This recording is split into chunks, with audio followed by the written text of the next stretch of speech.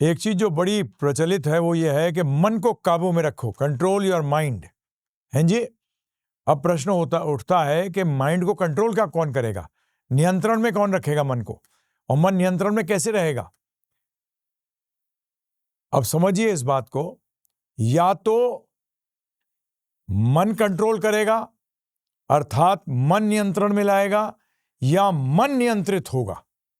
दो चीजें हैं, या तो मन नियंत्रित करेगा या आप मन के नियंत्रण में रहोगे। अब प्रश्न उठता है कि मन नियंत्रित कब करता है? जब मन क्या हो जाएगा, सुबल हो जाएगा, मतलब उसको स्ट्रेंथ मिलेगी। मन को स्ट्रेंथ किससे मिलती है पता है आपको? ये जो अविद्या का ज्ञान है, जो जड़ का ज्ञान है, जो भोग का ज्ञान है, जो इंद्र तृप्ति का ज्ञान है, जो सेंस ग्रेटिफिकेशन का ज्ञान है, जो ये भौतिक ज्ञान है, ये मन को सुबल करता है, बल देता है, जिसके कारण कि मन जो है वो कंट्रोलर बन जाता है, नियंता बन जाता है, जबकि मन को नियंत्रण में रहना चाहिए। जब मन नियंता बन जाता है, नियंत्रित करता है, तो वो क्या करता है? वो बुद्धि को भी नियंत्रित कर लेता है, वो बुद्धि को भी नियंत्रित कर लेता है। जबकि मन को सिर्फ एक ही तत्व है जो नियंत्रण में ला सकता है, वो है बुद्धि। परंतु बुद्धि क्यों नहीं कर पा रही है?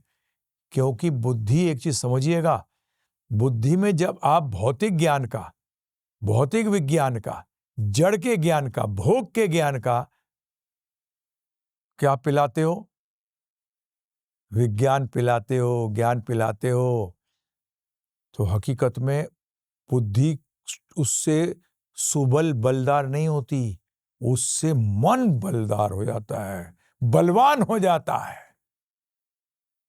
तो फिर बुद्धि को बलवान कैसे करें? बुद्धि सिर्फ एक ही विज्ञान से बलवान हो सकती है, और वो है आत्मा का विज्ञान, जीवन का विज्ञान, आध्यात्मिक विज्ञान। जब आप आध्यात्मिक विज्ञान बुद्धि को देते हो, तब बुद्धि क्या होती है? सुबल होनी शुरू हो जाती है, बलवान होनी शुरू हो जाती है, और मन उसके सामने बलहीन हो जाता है। तो यदि आप मन को कंट्रोल करना चाहते हैं, उसकी एक ही तरीका है, और वो तरीका है कि आप आध्यात्मिक विज्ञान के द्वारा बुद्धि को बलवान बनाइए, जिससे कि वो मन को नियंत्रण में कर सके। और कोई चीज मन को नियंत्रित नहीं करती, ध्यान रखिएगा। बाकी कोई विज्ञान जो आध्यात्मिक विज्ञान नहीं है, वो मन को नियंत्रित नहीं करता।